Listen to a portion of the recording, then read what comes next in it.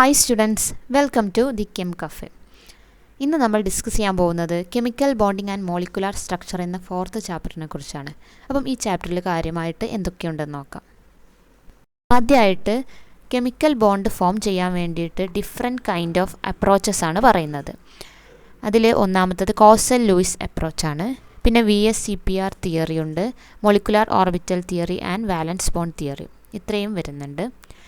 പിന്നെ ഈ ചാപ്റ്ററിൽ പറയുന്നത് പൊളാരിറ്റി ഓഫ് ബോണ്ട്സ് പറയുന്നുണ്ട്, അതുപോലെ ഹൈഡ്രജൻ ബോണ്ട്സിനെ കുറിച്ചും പറയുന്നുണ്ട്. ഓക്കെ, അപ്പോൾ നമുക്ക് ആദ്യം എന്താണ് Kossel Lewis approach of chemical bonding എന്ന് നോക്കാം. ആദ്യമായിട്ട് നമുക്ക് കെമിക്കൽ ബോണ്ട് എന്താണെന്ന് നോക്കാം.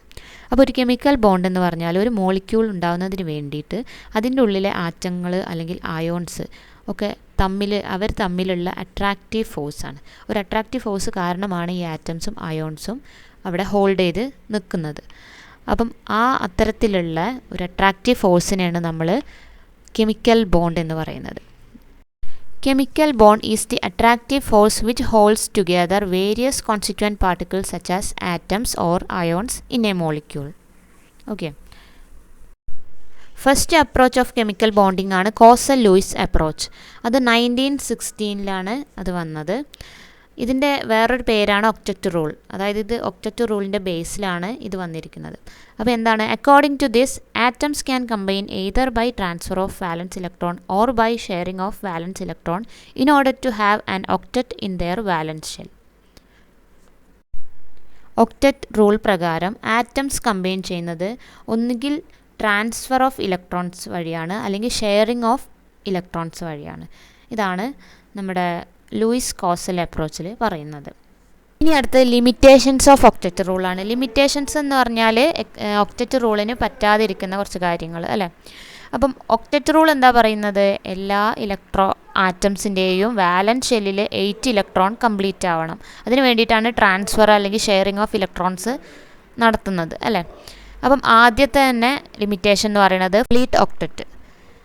ഇൻകംപ്ലീറ്റ് ഒക്ടറ്റ് ആയിട്ടുള്ള മോളിക്യൂൾസും ഫോം ചെയ്യുന്നുണ്ട്. അതിനുദാഹരണമാണ് BeCl2 ബെറിലിയം ക്ലോറൈഡും BF3 ബോറാൺ ട്രൈഫ്ലൂറൈഡ്. ഓക്കെ, അതിൽ ബെറിലിയം ക്ലോറൈഡിലാണെങ്കിൽ ബെറിലിയത്തിൽ 4 ഇലക്ട്രോൺസ് ആണ് വാലൻസ് ഷെല്ലിലുള്ളത്.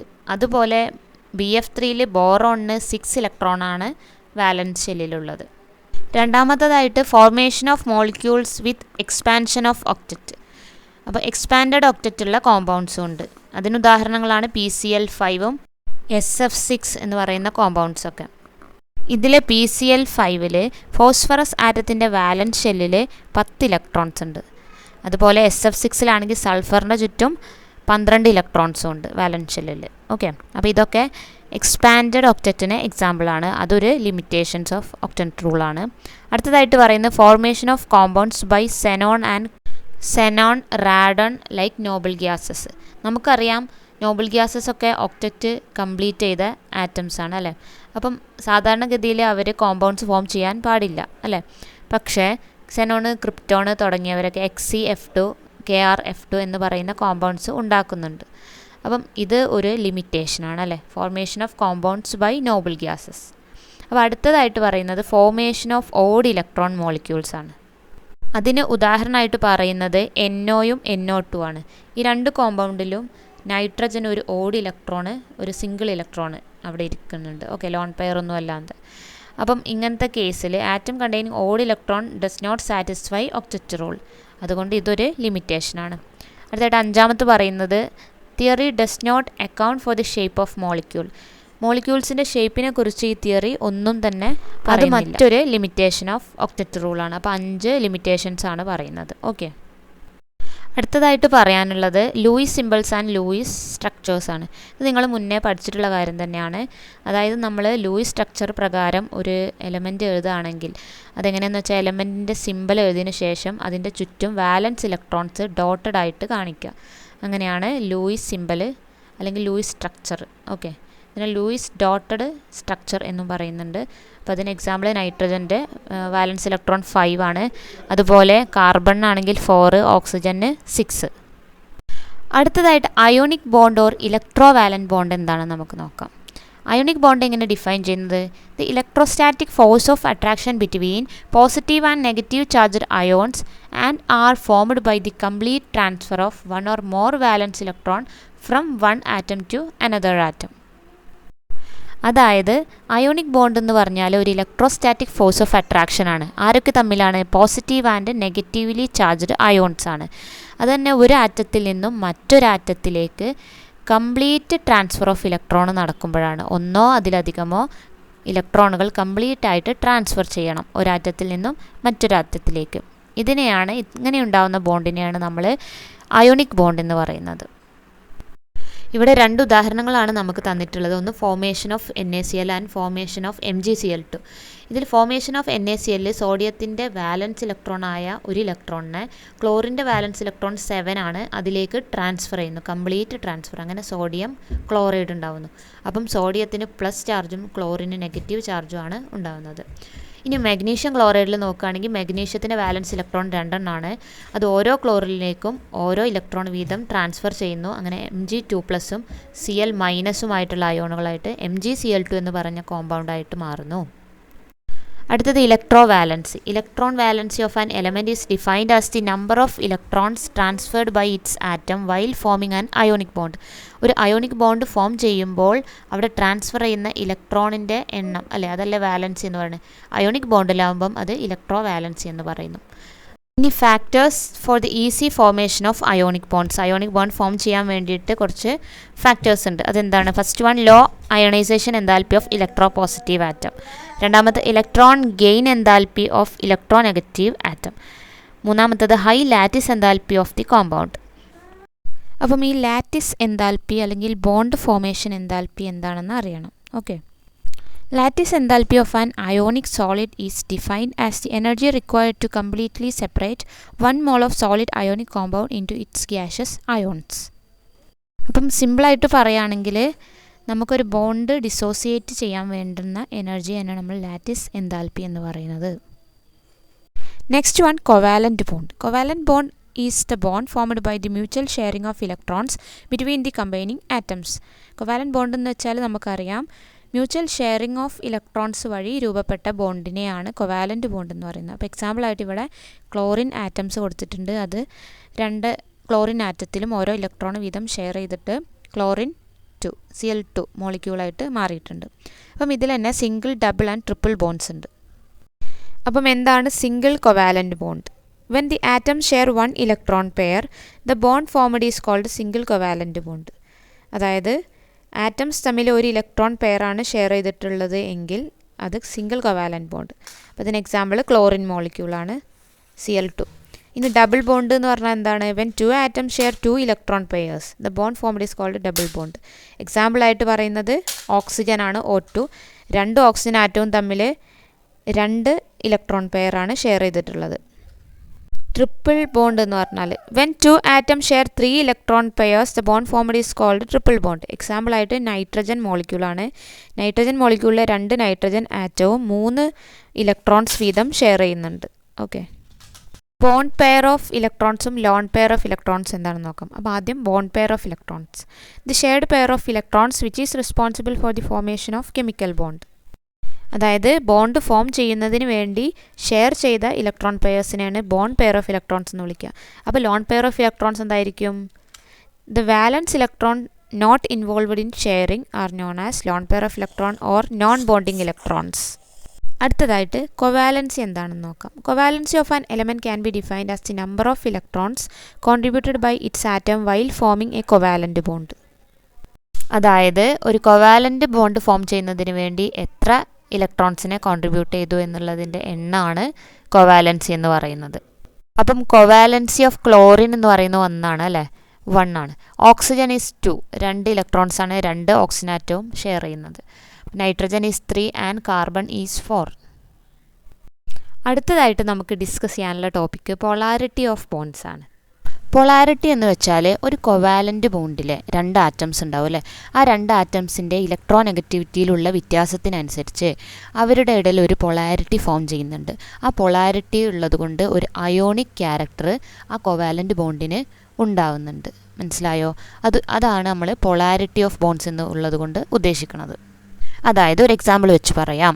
HF എന്ന് പറയുന്ന ഒരു മോളിക്യൂൾ എടുക്കുകയാണ്, ഹൈഡ്രജൻ ഫ്ലൂറൈഡ്. അതിൽ ഹൈഡ്രജൻ ഇലക്ട്രോ പോസിറ്റീവ് ആറ്റവുമാണ്, ഫ്ലൂറിൻ ഇലക്ട്രോൺ നെഗറ്റീവ് ആറ്റമാണ്. അവർ തമ്മിലുള്ള ഇലക്ട്രോ നെഗറ്റിവിറ്റിയിൽ നല്ല ഡിഫറൻസ് ഉണ്ട്.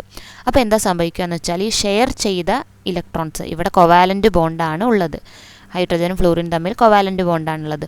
അപ്പോൾ അവിടെ ഷെയർ ചെയ്ത ഇലക്ട്രോണിനെ ഫ്ലൂറിൻ അതിൻ്റെ അടുത്തേക്ക് നല്ല പോലെ അട്രാക്റ്റ് ചെയ്യും. അങ്ങനെ ആ ബോണ്ടിൽ, കൊവാലൻ്റ് ബോണ്ടിൽ ഒരു അയോണിക് ക്യാരക്ടർ, ഒരു പൊളാരിറ്റി ഫോം ചെയ്യുന്നു.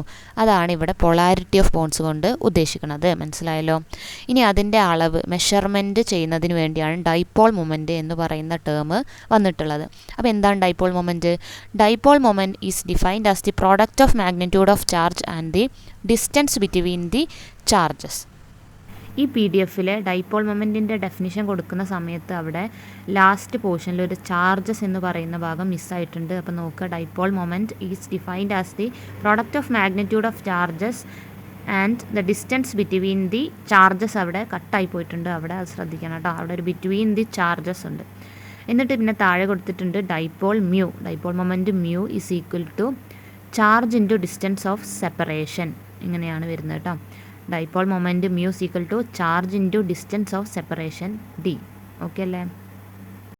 അപ്പം ഇനി ഡൈപോൾ മൊമെൻറ്റിൻ്റെ കുറച്ച് ക്യാരക്ടേഴ്സാണ് പറയുന്നത്. It is expressed in debye units. Debye എന്ന് പറയുന്ന യൂണിറ്റിലാണ് എക്സ്പ്രസ് ചെയ്യുന്നത്. അത് ഡിനോട്ട് ചെയ്യുന്ന സിമ്പിൾ എന്ന് പറയുന്നത് D, ക്യാപിറ്റൽ D. ഇനി ഡൈപോൾ മൊമെൻറ്റ് വെക്റ്റർ ക്വാണ്ടിറ്റി ആണെന്ന് പറയുന്നുണ്ട്. Has both magnitude and direction. മാഗ്നിറ്റ്യൂഡും ഡയറക്ഷനും ഉള്ള ഒരു ക്വാണ്ടിറ്റി ആണല്ലോ വെക്റ്റർ ക്വാണ്ടിറ്റി. അപ്പോൾ അതാണ് ഡൈപോൾ മൊമെൻറ്റ്, ഒരു വെക്റ്റർ ക്വാണ്ടിറ്റിയാണ്. അപ്പോൾ ഇനി 1 ഡിബൈ ഈസ് ഈക്വൽ ടു എത്രയാണെന്ന് പറയുന്നുണ്ട്? 3.33564 × 10⁻⁻30 കൂളംസ് മീറ്റർ. ഓക്കെ, ഇതാണ് 1 ഡിബൈ. ഇനി അടുത്തത് പ്രോബ്ലംസ് ആണ്. ഫസ്റ്റ് പ്രോബ്ലം നോക്കാം. ഫസ്റ്റ് ക്വസ്റ്റ്യൻ എന്താണെന്ന് വെച്ചാൽ, carbon dioxide and water are both triatomic molecule but the dipole moment of carbon dioxide is 0 whereas that of H2O is 1.83 debye. Why? അപ്പം നമുക്കിവിടെ ക്വസ്റ്റ്യന് തന്നിട്ടുള്ളത് കാർബൺ ഡൈ ഓക്സൈഡ് മോളിക്യൂളും water മോളിക്യൂളും ആണ് അല്ലേ. കാർബൺ ഡൈ ഓക്സൈഡിൻ്റെ സ്ട്രക്ചർ എങ്ങനെയാണ് വരക്കുന്നത്? കാർബൺ സെൻറ്ററിലും 2 സൈഡിലും ഓക്സിജൻ ആറ്റമായിട്ടാണ് വരക്കുന്നത്. അപ്പം ചിത്രത്തിൽ കാണിച്ചിരിക്കുന്ന പോലെ ഇങ്ങനെ വരക്കുകയാണെങ്കിൽ കാർബൺ ഓക്സിജൻ ബോണ്ടിലാണ് പൊളാരിറ്റി ഉണ്ടാവുക. അപ്പോൾ 2 സൈഡിലേക്കും പൊളാരിറ്റി ഉണ്ടാവും. അത് ഏത് ഡയറക്ഷനിലായിരിക്കും? ഇലക്ട്രോനെഗറ്റീവ് ആയിട്ടുള്ള ആറ്റം 2 സൈഡിലുമാണ് വരുന്നത്. അപ്പം ആ സൈഡിലേക്കാണ്, സെൻട്രലിൽ നിന്നും ആ സൈഡിലേക്കാണ് പൊളാരിറ്റി ഉണ്ടാവുക. അപ്പം നിങ്ങൾക്കറിയാം ഡൈപോൾ മൊമെൻറ്റ് എന്ന് പറയുന്നത് എന്താണ്? ഒരു വെക്റ്റർ ക്വാണ്ടിറ്റിയാണ് അല്ലേ. അപ്പോൾ സെൻട്രലിൽ നിന്നും സൈഡിലേക്ക്, 2 സൈഡിലേക്കും ഇങ്ങനെ ആരോ മാർക്ക് ഇട്ടിട്ട് ഡൈപോൾ മൊമെൻറ്റ് കാണിക്കുകയാണെങ്കിൽ സെൻട്രൽ ആറ്റത്തിലെ ഡൈപോൾ മൊമെൻറ്റ് 0 ആയിരിക്കും. കാരണം ക്യാൻസൽ ചെയ്ത് പോവാണ്, ഈ സൈഡിലേക്കും ഈ സൈഡിലേക്കും ഉള്ളത് ക്യാൻസൽ ചെയ്ത് പോവും. അപ്പം അങ്ങനെ സെൻട്രൽ ആറ്റത്തിലുള്ള ഡൈപോൾ മൊമെൻറ്റ് എന്ന് പറയുന്നത് 0 ആയിരിക്കും. ഓക്കെ, അപ്പം കാർബൺ ഡൈ ഓക്സൈഡിൻ്റെ സ്ട്രക്ചർ 180 ഡിഗ്രി ആംഗിളിൽ ലീനിയർ മോളിക്യൂളാണ്. അതുകൊണ്ട് തന്നെ എന്താണ്? ഡൈപോൾ മൊമെൻറ്റ് 0 ആണ് കേട്ടോ. ഇനി അടുത്തത് വാട്ടർ മോളിക്യൂൾ എടുക്കാം. വാട്ടർ മോളിക്യൂളിൽ നോക്കുക, നിങ്ങൾ ചിത്രത്തിൽ കാണിക്കുന്ന പോലെ HOH എന്നുള്ള ബോണ്ട് ലീനിയർ അല്ല അല്ലേ, കാരണം ഓക്സിജനിൽ ഇനി ലോൺ പെയർസ് ഉണ്ട്. അപ്പം ബെൻഡ് ഷേപ്പിലാണ് വാട്ടർ മോളിക്യൂൾ. നമ്മൾ ഷേപ്പൊക്കെ ഇനി പഠിക്കും. അപ്പോൾ നിങ്ങൾ മനസ്സിലാക്കി വെക്കുക, ലോൺ പെയർ ഉണ്ട് ഓക്സിജനിൽ. അതുകൊണ്ട് തന്നെ ഈ 2 ഹൈഡ്രജൻ ആറ്റം അടുത്തടുത്തായിട്ടാണ് നിൽക്കുന്നത്. അപ്പം ആ സമയത്ത് ഇലക്ട്രോ പോസിറ്റീവായ ഹൈഡ്രജനിൽ നിന്നും ഇലക്ട്രോ നെഗറ്റീവായ ഓക്സിജനിലേക്കാണ് പൊളാരിറ്റി ഉണ്ടാവുക. അപ്പം 2 ബോണ്ടിലുള്ള പൊളാരിറ്റി ഓക്സിജൻ, സെൻട്രലായിട്ടുള്ള ഓക്സിജനിലേക്കാണ് ഡയറക്ഷൻ വരുന്നത്. അപ്പം അവിടെ 0 ആയിട്ട് പോവില്ല, ന്യൂട്രലൈസ് ചെയ്ത് പോവില്ല. അത് അവിടെ ഒരു ഡൈപോൾ മൊമെൻറ്റ് ഉണ്ടായിരിക്കും ഓക്സിജനിൽ. ഓക്കെ, ഇനി അടുത്ത ക്വസ്റ്റ്യൻ നോക്കൂ. The dipole moment of tetra atomic BF3 is 0 while the tetra atomic NH3 molecule has a net dipole moment of 1.49 debye. Why? ഇവിടെ BF3യിലും NH3യിലും 4 ആറ്റംസ് ആണ് ഉള്ളത് അല്ലേ. ഇനി BF3 എടുത്ത് നോക്കാം. BF3യുടെ സ്ട്രക്ചർ എന്താണ്? ട്രയഗണൽ പ്ലനാർ വിത്ത് 120 ആംഗിൾ ആണ് അല്ലേ. അപ്പം BF3 മോളിക്യൂളിലെ ഓരോ BF ബോണ്ടിലുള്ള ഡൈപോൾ മൊമെൻറ്റിൻ്റെ ഡയറക്ഷൻ നമുക്ക് വരച്ച് നോക്കാം. BF ബോണ്ടിൽ വരക്കുകയാണെങ്കിൽ Bയിൽ നിന്നും Fലേക്ക് ഇലക്ട്രോ നെഗറ്റീവ് ആറ്റം ഫ്ലൂറിൻ ആണ്. അപ്പോൾ Fലേക്ക് ഉള്ള രീതിയിലാണ് ഡൈപോൾ മൊമെൻറ്റിൻ്റെ ആരോ മാർക്ക് വരേണ്ടത്.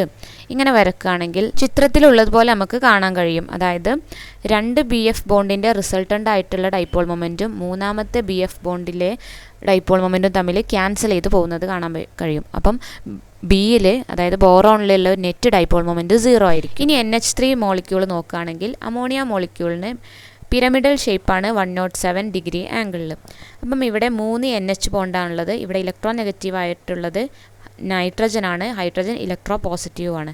അപ്പോൾ ഡൈപോൾ മൊമെൻറ്റിൻ്റെ ആരോ മാർക്ക് വരുന്നത് എച്ചിൽ നിന്നും എന്നിലേക്കാണ്. ഓക്കെ, എച്ചിൽ നിന്നും ഹൈഡ്രജനിൽ നിന്നും നൈട്രജനിലേക്ക്.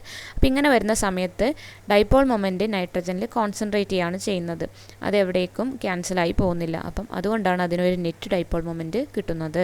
ഇനി അടുത്ത ചോദ്യത്തിലേക്ക് കടക്കാം. Although NF bond is more polar than NH bond, the dipole moment of NF3 is less than that of NH3. Why? അപ്പോൾ നമുക്ക് ആദ്യം ഇതിന് വേണ്ടി NH3യും NF3യും വരക്കാം. അപ്പം 2 കോമ്പൗണ്ടിലും 4 ആറ്റംസ് വീതമാണുള്ളത്. ഇവിടെ ആകെ ഉള്ള വ്യത്യാസം നിങ്ങൾ 2 സ്ട്രക്ചറും ചിത്രത്തിൽ കാണുന്ന പോലെ നോക്കിയാൽ മനസ്സിലാവും. എന്താണ്? NH3യിൽ ഉള്ള ഡൈപോൾ മൊമെൻറ്റിൻ്റെ ആരോ മാർക്കും NF3യിലുള്ള ഡൈപോൾ മൊമെൻറ്റിൻ്റെ ആരോ മാർക്കും വ്യത്യസ്തമാണ് അല്ലേ? കാരണം എന്നും എച്ചും നോക്കുകയാണെങ്കിൽ, അമോണിയ മോളിക്യൂളിലെ എന്നും എച്ചും നോക്കുകയാണെങ്കിൽ അതിൽ ഇലക്ട്രോൺ നെഗറ്റീവ് നൈട്രജനാണ്. അപ്പം ഹൈഡ്രജനിൽ നിന്നും നൈട്രജനിലേക്കാണ് ആരോ മാർക്ക് വരുന്നത്. അവിടെ NH3യിൽ ഡൈപോൾ മൊമെൻറ്റ് നൈട്രജനിൽ കോൺസെൻട്രേറ്റ് ചെയ്യുകയാണ് ചെയ്യുന്നത്. ഇനി NF3യുടെ കേസ് നോക്കുക. NF3യിൽ നൈട്രജനേക്കാളും ഇലക്ട്രോൺ നെഗറ്റീവ് ആരാണ്? ഫ്ലൂറിനാണ്. അപ്പം അങ്ങോട്ടാണ് ആരോ മാർക്ക് വരുന്നത്. അപ്പം നൈട്രജനിൽ നിന്നും ഡൈപോൾ മൊമെൻറ്റ് കുറഞ്ഞു പോവുകയാണ് അല്ലേ? ഫ്ലൂറിനിലേക്കാണ് കൂടുന്നത്. അപ്പം നൈട്രജനിൽ നെറ്റ് ഡൈപോൾ മൊമെൻറ്റ് കുറവായിരിക്കും. അതുകൊണ്ടാണ് NF3 മോളിക്യൂളിൽ 0.25 ഡിബേയും അതിനേക്കാൾ കൂടുതൽ NH3 മോളിക്യൂളിൽ 1.49 ഡിബേയും വരുന്നത്. അപ്പം അടുത്ത ടോപ്പിക് എന്ന് പറയുന്നത് സ്ട്രക്ചർ ഓഫ് മോളിക്യൂൾസ് ആണ്. അപ്പം അതൊരു ടേബിളായിട്ട് ഇവിടെ കൊടുത്തിട്ടുണ്ട്. AB2 എന്ന് പറയുന്ന ഒരു മോളിക്യൂളിൻ്റെ സ്ട്രക്ചർ എങ്ങനെയൊക്കെ ആവാം എന്നാണ്. അപ്പം ലീനിയർ ആണെങ്കിൽ A എന്ന് പറയുന്നത് സെൻട്രൽ ആറ്റമായിട്ട് നിൽക്കും. 2B മോളിക്യൂൾ 2 സൈഡിലേക്കും നിൽക്കും. 180 ആംഗിൾ ആയിരിക്കും. ഇങ്ങനത്തെ ഒരു സ്ട്രക്ചറിനെ ലീനിയർ എന്ന് വിളിക്കും. ഇതിന് ഉദാഹരണമാണ് BeCl2 ആൻഡ് HgCl2. അടുത്തത് ട്രൈഗണൽ പ്ലനാറാണ്. സെൻട്രൽ എലമെൻറ്റ് A, അതിൻ്റെ 3 കോർണറിലേക്ക് B എന്ന അടുത്ത ആറ്റം നിൽക്കും. അപ്പം അതിന് ട്രൈഗണൽ പ്ലനാറാണ്. അതിൻ്റെ ഓരോ ആംഗിൾ തമ്മിൽ BAB ആംഗിൾ 120 ഡിഗ്രിയാണ്. ഉദാഹരണം BF3 മോളിക്യൂളാണ്. അടുത്ത ഒരു സ്ട്രക്ചർ എന്ന് പറഞ്ഞാൽ ടെട്രാഹെഡ്രലാണ്. ടെട്രാഹെഡ്രൽ എന്ന് പറയുമ്പം ആകെ 5 ആറ്റംസ് ആണ് ഉണ്ടാവുക. അതിൽ A എന്ന് പറയുന്ന സെൻട്രൽ ആറ്റത്തിൻ്റെ 4 കോർണറിലേക്ക് 4B ആറ്റംസ് നിൽക്കുന്നുണ്ട്. ഇതിലെ ഓരോ BAB ആംഗിൾ 109.5 ഡിഗ്രിയാണ്. ഇതിനുദാഹരണങ്ങളാണ് CH4ഉം NH4+ എന്ന് പറയുന്ന മോളിക്യൂൾസൊക്കെ. അടുത്തത് വന്ന് ട്രയഗണൽ ബൈ പിരമിഡൽ എന്നുള്ള സ്ട്രക്ചറാണ്. അപ്പോൾ ആകെ 6 ആറ്റംസ് ആണുള്ളത്. സെൻട്രൽ ആറ്റം A, അതിന് ചുറ്റും 5 ആറ്റംസ് ആണ് നിൽക്കുന്നത്. 3 എണ്ണം ഒരു പ്ലെയിനിലും 1 പ്ലെയിനിൻ്റെ മുകളിലേക്കും 1 ആറ്റം പ്ലെയിനിൻ്റെ താഴേക്കും ഇങ്ങനെയാണ് നിൽക്കുന്നത്. ഇവിടെ ഈ ട്രയഗണൽ ബൈ പിരമിഡൽ എന്ന് പറയുന്ന സ്ട്രക്ചറിന് ഉദാഹരണമാണ് PCl5. ഇതിൻ്റെ സ്ട്രക്ചർ നിങ്ങൾക്കറിയാം. അതിൽ ചിത്രത്തിൽ കാണിച്ച പോലെ ഒരു പ്ലെയിനിൽ 3 B ആറ്റംസ് ഉണ്ടാവും. ആ പ്ലെയിനിൽ നേരെ മുകളിലേക്ക് ഒരു B ആറ്റവും താഴേക്ക് മറ്റൊരു B ആറ്റവും. ഓക്കെ, അപ്പോൾ ഈ മുകളിലുള്ളതും പ്ലെയിനിലുള്ളതുമായിട്ടുള്ള ആംഗിൾ 90 ഡിഗ്രിയും പ്ലെയിനിലുള്ള B ആറ്റംസ് തമ്മിലുള്ള ആംഗിൾ 120 ഡിഗ്രിയുമായിരിക്കും. അടുത്ത സ്ട്രക്ചർ എന്ന് പറയുന്നത് ഒക്ടാഹെഡ്രലാണ്. 7 ആറ്റംസ് ഉണ്ടാകുമ്പം ഇങ്ങനെ സ്ട്രക്ചർ വരാം. അപ്പം അതിന് സെൻട്രൽ ആറ്റം Aയും അതിൻ്റെ ചുറ്റും 6 B ആറ്റവും ആണ് ഉള്ളത്. അപ്പോൾ അതിനുദാഹരണമാണ് SF6 മോളിക്യൂൾ. ഇനി സ്ട്രക്ചറൊക്കെ വിശദമായി പറയുന്ന ഒരു തിയറിയാണ് VSEPR തിയറി. അപ്പം ആ തിയറി പറഞ്ഞതിന് ശേഷം നമുക്ക് ഡീറ്റെയിൽ ആയിട്ടുള്ള സ്ട്രക്ചർ എന്താണെന്ന് നോക്കാം. ഓക്കെ, അപ്പോൾ നമുക്ക് വാലൻസ് shell electron pair repulsion theory, ഇതാണ് VSEPR തിയറി. ഇതിന് മെയിനായിട്ട് ഒരു 5 പോസ്റ്റ്ലേറ്റ്സ് ഉണ്ട്. അപ്പോൾ എന്തൊക്കെയാണ് 5 പോസ്റ്റ്ലേറ്റ്സ് എന്ന് നോക്കാം. ആദ്യത്തെ postulate, the shape of a molecule depend upon the number of valence shell electron pairs around the central atom. Central ആറ്റത്തിൻ്റെ വാലൻസ് ഷെൽ ഇലക്ട്രോണിനെ ഡിപ്പെൻഡ് ചെയ്താണ് ആ മോളിക്യൂളിൻ്റെ ഷേപ്പ് ഉണ്ടാവുക എന്നാണ് പറയുന്നത്. രണ്ടാമത്തത്, pair of electron in the valence shell repel one another. ഈ വാലൻസ് ഇലക്ട്രോൺ തമ്മിൽ അങ്ങോട്ടും ഇങ്ങോട്ടും റിപ്പൽ ചെയ്യും. മൂന്നാമത്തത്, in order to minimize the repulsion they stay far apart. അപ്പം റിപ്പൾഷൻ, ഇതുപോലെയുള്ള റിപ്പൾഷൻ കുറയ്ക്കുന്നതിന് വേണ്ടി ഓരോ ഇലക്ട്രോൺസും വളരെ ദൂരെയായിട്ടാണ് നിൽക്കുന്നത്. ഓക്കെ, ഇനി നാലാമത്തെ postulate, the multiple bond is treated as A single super pair. Multiple ബോണ്ടുകൾ ഡബിൾ ബോണ്ടും ട്രിപ്പിൾ ബോണ്ടും ഒക്കെ ട്രീറ്റ് ചെയ്യുന്നത് ഒരു സിംഗിൾ സൂപ്പർ പെയർ ആയിട്ടാണ്. ഇനി റിപ്പൾസീവ് ഫോഴ്സ് ഇൻട്രാക്ഷൻ്റെ ഒരു ഓർഡറാണ് പറയുന്നത്. Lone pair greater than lone pair greater than bond pair. അപ്പോൾ ഏറ്റവും കൂടുതൽ റിപ്പൾഷൻ ഉള്ളത് ലോൺ പെയറിനാണ്. പിന്നെ ലോൺ പെയർ ബോണ്ട് പെയറിനും അതിലും കുറവാണ് ബോണ്ട് പെയർ തമ്മിലുള്ള റിപ്പൾഷൻ. ഇനി ഷേപ്പ് ഓഫ് മോളിക്യൂൾ പറയുന്ന ഒരു ടേബിൾ നോക്കാം. അപ്പം ആദ്യത്തെ ഷേപ്പ് ഉള്ളത് ബെൻഡ് എന്ന് പറയുന്നതാണ് അല്ലേ.